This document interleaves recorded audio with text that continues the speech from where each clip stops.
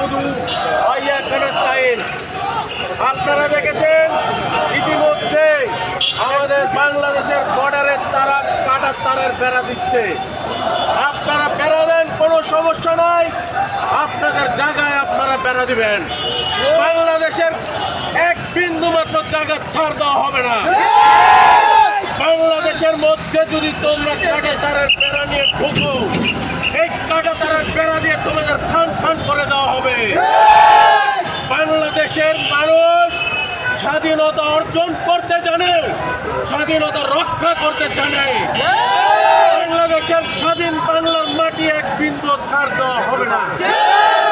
ভারতীয় গণমাধ্যম বলছে তারা নাকি বাংলাদেশ দেখছে না, তারা নাকি বাংলাদেশ খুঁজে পাচ্ছে না।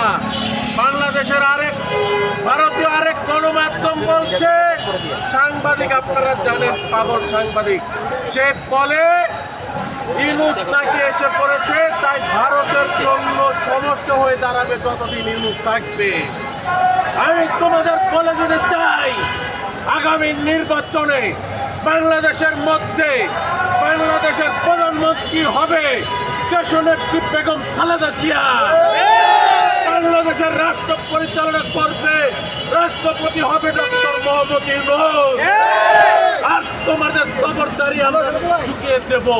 তোমরা কত তবরদারি করতে পারো ভারতীয় অগ্রাসন, তোমাদের জন্য ডক্টর ইউনূস ঠিক আছে, ডক্টর ইউনূসকে রাষ্ট্রপতি আমরা বানাবো ইনশাআল্লাহ।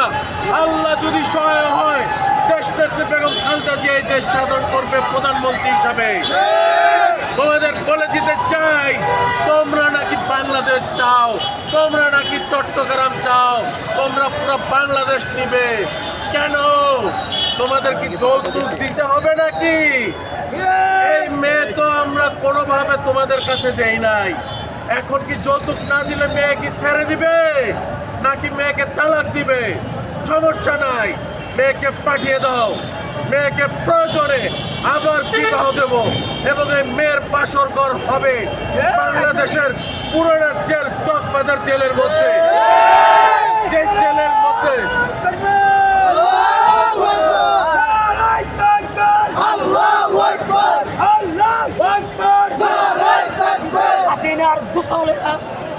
যেই জেলের মধ্যে দেশনেত্রী বেগম খালেদা জিয়াকে অন্যায়ভাবে বন্দী করে রেখেছে, সেই জেলের মধ্যেই শেখ হাসিনাকে পুঁতে রাখা হবে এবং আমরা কোনো ফাঁসি দেব না তাকে। এই জিনিস বিলুপ্ত করা যাবে না। তাকে তিলে তিলে দেখতে হবে মানুষকে কিভাবে অত্যাচার করেছে সে, তাকে তিলে তিলে তাকে ভোগ করতে হবে বাংলাদেশের মানুষকে কিভাবে কষ্ট দিয়েছে সে। এবং এই বাংলাদেশ নিয়ে ভারতীয় বিজেপির নেতা নেত্রীরা অন্যায় অবিচারভাবে কিছু কথা বলছে। তারা নাকি 20 তারিখ 20 তারিখে তারা নাকি অনেক কিছু দেখিয়ে দেবে। আমরা বলতে চাই, তোমরা চাচ্ছ অখণ্ড ভারত, তোমাদের অখণ্ড ভারতই দেওয়া হবে। অখণ্ড ভারতের মধ্যে কালেমার পতাকা উত্তোলন করবো ইনশাআল্লাহ।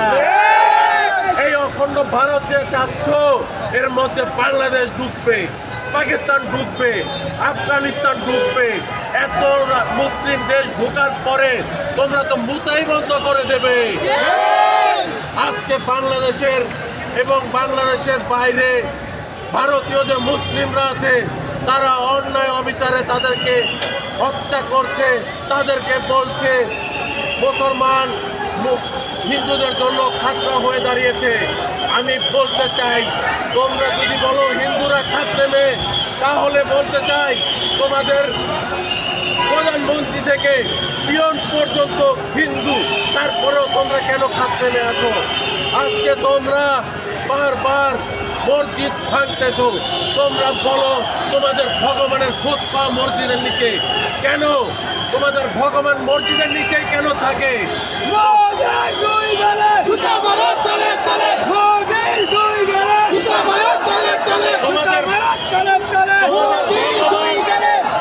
তোমাদের ভগবান কি মুসলিম ধর্ম চাচ্ছে নাকি মুসলিম ধর্ম গ্রহণ করতে চাচ্ছে? আমি বলতে চাই বাংলাদেশের ভাই বোনদের, আপনারা সজাগ হন, ভারতের বিরুদ্ধে লুটে দাঁড়ান এবং ভারতীয় এবং ইসরায়েলি পণ্য বয়কট করুন। বাংলাদেশের ডক্টর আমাদের পাসপোর্টে যে ইসরায়েল নিষেধাজ্ঞা ছিল আপনি পুনরায় ভারত এবং ইসরায়েল নিষেধাজ্ঞা করে দেবেন। বাংলাদেশের ভাই বোনদের বলতে চাই, আপনারা কোনোভাবেই ভারতের চিকিৎসা নিতে যাবেন না, পার্শ্ববর্তী দেশে যাবেন। ওরা আমাদের পায়ে ধরে মাপ যাবে, তারপরে আবার চিন্তা করব ভারত যাব কি যাব না। বাংলাদেশের অন্তর্বর্তীকালীন সরকার ডক্টর মোহাম্মদ ইউনূস সাহেবকে বলতে চাই, আপনি আমাদের বাংলাদেশের পারমাণবিক বোমা তৈরি করুন, বাংলাদেশের লালমনিরহাটের ঘাঁটি শক্তভাবে তৈরি করুন। প্রয়োজনে আমরা বাংলাদেশের অবিভক্ত পূর্ণ মানচিত্র নেব, পূর্ণ মানচিত্র নিয়ে আমাদের বাংলাদেশ তৈরি হবে ইনশাআল্লাহ। বাংলাদেশ জিন্দাবাদ।